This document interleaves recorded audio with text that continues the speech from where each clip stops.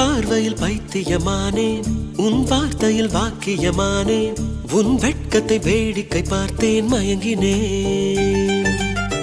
ஒரு ஞாபக அலையென வந்து என் நெஞ்சினை நனைத்தவள் நீயே, என் வாலிப திமிரினை உன்னால் மாற்றினேன்.